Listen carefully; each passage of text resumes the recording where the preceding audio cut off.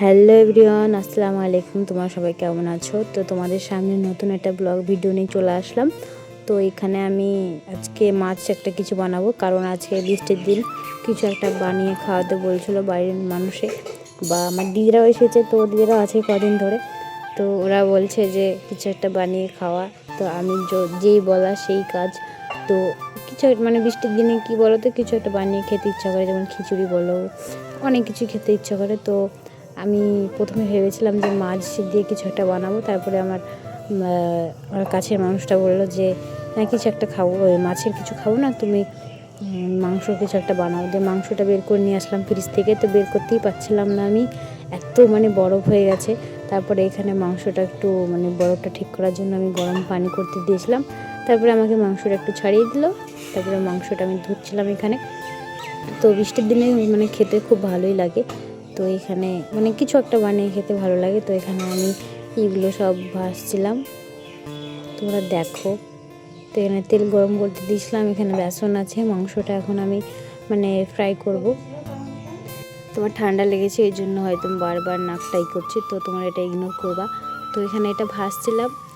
তো ফার্স্টে ভেবেছিলাম মাছের একটা কিছু খাবো, তারপরে মন বলল যে না, সবাই বললো যে না, মাছের কিছু খাবো না, তুমি মাংসের একটা কিছু বানাও। তারপরে মাংসটা বের করে নিয়ে এসে এইগুলোই করছিলাম।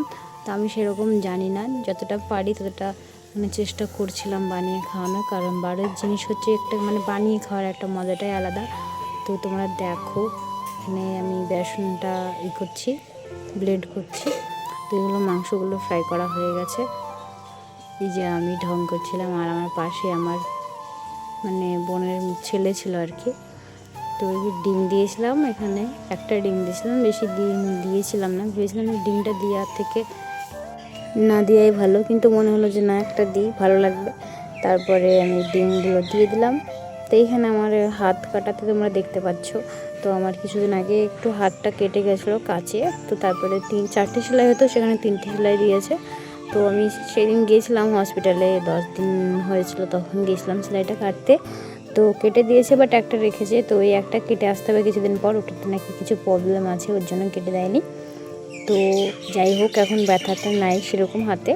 তো ওই জন্যই টুকটাক কাজ করছি আজকে। এর আগে আমি কিছু করিনি, আর বাড়িতে থাকলে আমি সেরকম কাজ করিও না, করতে দেয় না আমাকে, যেহেতু আমার শরীরটা একটু খারাপ। হুলিয়া দেখে তোমরা বুঝতেই পারছো। তো এখানে আমি পকোড়াগুলো ছেড়ে দিচ্ছিলাম, তারপর আমি এগুলো ভাজিয়ে নিচ্ছিলাম। তো দেখো তোমরা, আমি সত্যি বলছি, আমার ভয়েস দিতে প্রচুর প্রবলেম হয়। আমি সেরকম মানে করতে পারি না, কারণ কি বলবো, কোনটা বলবো মনে হয় না। তার জন্য আমার মনে হয় যে যখন যেটা বানাই সেটা মুখে বলে বানানো অনেকটা মানে ভালো হয়, কারণ পরে আর ভয়েস অ্যাড করতে হয় না। তো নেক্সট টাইম সেটাই করবো। আর আমার সত্যি বলছি, আমি ব্লগ ভিডিও করবো করি, কিন্তু আমার সেরকম করা হয় না, ভালো লাগে না। মানে এডিট করতে আমার খুব ল্যাদখোর মনে হয়। আমি সত্যি আমি খুব ল্যাদখোর, আমি নিজেই আমি মানে করি। তো এখানে আমি বেগুনের চপটা তোমার করছিলাম। সব বললো যে আবার বেগুনের চপ খাবো। তো আমার দেখো, বেগুনের চপ আর চিকেন পকোড়া আমার তৈরি। তারপরে এখানে আমার দিদি শুয়েছিল, ওকে বললাম যে আমি এত কষ্ট করে রান্না করলাম, এই করলাম, আর তুই ঘুমিয়ে থাকবি, উঠ। তারপরে ওকে জোরে মানে তুললাম, উঠে পড়লো, উঠবো না করছিলো, তারপরে উঠলো। তারপরে আমার একটু প্রবলেম হচ্ছিলো, এই জন্য আমাকে আরও একজন সাফ করে দিচ্ছিলো, আমার কাছের মানুষ। তো তারপর দেখো, আমি আগে খেয়ে টেস্ট করে নিলাম। আর আমার হুলিয়াটাকে একটু ইগনোর করো, কারণ আমি এই কদিনে খুব একটু মানে খুব একটু না, সত্যি প্রচুর শরীর খারাপ হয়ে গেছে। তারপরে ওকে বললাম, বল কেমন হয়েছে। ও ল্যাদখোরের মতো লজ্জা পাচ্ছিলো, প্রচুর লজ্জা পাইও। তারপরে আমি ওকে বললাম যে তুই তো কোনো কাজ করলি না, তুই থালিগুলো আমাকে মেজে দে, আমি ধুয়ে নিই। তো সত্যি ও সুন্দরভাবে মেজে মানে মেয়েদের মতো তোমার এইগুলো মানে ধুয়ে দিল। তারপরে রাত্রে আমার এই গিফটগুলো আমাকে আমার কাছের মানুষ দিল। তো সত্যি বলছি, আমার খুব ভালো লাগে সে যদি আমাকে কিছু এনে দেয়। তো আমি ওকে বলেছিলাম জাস্ট চুড়ি এনে দিতে, তো কত কিছু এনেছে তোমরা দেখো। সত্যি বলছি, আমার খুব ভালো লাগে কেউ যদি কিছু আমাকে এনে দেয়, তাতে আবার কাছের মানুষ বলে কথা। তো সত্যি চুড়ির কালারটা খুব সুন্দর, আমার খুব ভালো লেগেছে। তো আমার হাতেও ভালো লাগছে। এখন তোমাদের কেমন লাগছে আমি জানি না। তো আমার ভিডিও যদি তোমাদের ভালো লাগে, লাইক কমেন্ট শেয়ার করে দিও। বাই, আল্লাহ হাফেজ, দেখা হচ্ছে নেক্সট ব্লগে।